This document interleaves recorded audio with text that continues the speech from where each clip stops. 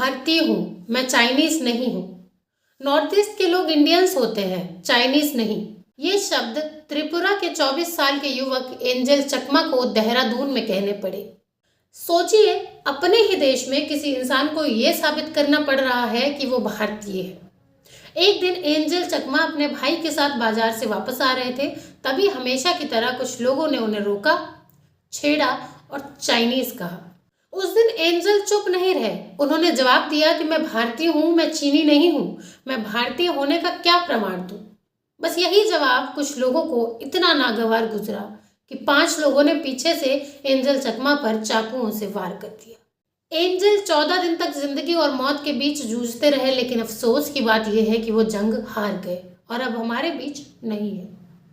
Angel चकमा के साथ हुई इस हिंसा में कुछ ऐसी जानकारियां सामने आई जो बेहद चिंताजनक है।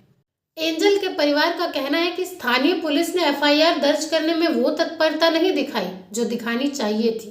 एफआईआर दर्ज होने में लगभग 12 दिन लग गए और जब छात्रों ने प्रदर्शन किया तब जाकर मामला दर्ज किया गया। 4 लोगों की गिरफ्तारी हुई है, लेकिन मुख्य आरोपी अब भी फरार। नॉर्थ ईस्ट के लोग शिक्षा के लिए देश के अलग अलग हिस्सों में जाते हैं और एंजल चकमा भी पढ़ाई के लिए उत्तराखंड गया था।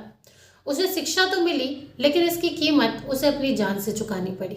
नॉर्थ ईस्ट भारत से अलग नहीं है, बल्कि भारत की आत्मा का हिस्सा है, लेकिन समाज में आज भी शक्ल, पहचान और क्षेत्र के आधार पर ऊंच नीच तय की जाती है और इसे बदलने की जरूरत है और इस पर सरकार को गंभीरता से विचार भी करना चाहिए। हमारी सरकार वन इंडिया की बात तो करती है, लेकिन उस भारत की बात नहीं करती जिसमें अनेक भाषाएं हैं, कई राज्य हैं और लोगों के चेहरे अलग अलग हैं। विविधता ही भारत की असली पहचान है। अब सरकार से हमारी यही उम्मीद है कि यह मामला जल्द से जल्द अदालत तक पहुंचे, दोषियों को कड़ी सजा मिले, जो आरोपी फरार है उसे तुरंत गिरफ्तार किया जाए और ये जांच हो कि एफआईआर दर्ज करने में इतनी देर क्यों हुई। क्योंकि जब पिता देश की सरहद की सुरक्षा कर रहा है तो हम उसके बेटे की हिफाजत क्यों नहीं कर पाए। ये हमारे देश का वो सिस्टम है जिस पर से लोगों का भरोसा अब धीरे धीरे कम होता चला जा रहा है। आज हम न्याय की उम्मीद नहीं कर सकते।